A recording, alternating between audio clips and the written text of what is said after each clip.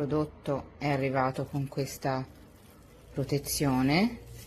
I vetri sono già all'interno perché era rotto e la base era in queste condizioni. I vetri erano già all'interno sia del sacchetto che del prodotto, infatti le pastiglie adesso sono inservibili perché mischiate con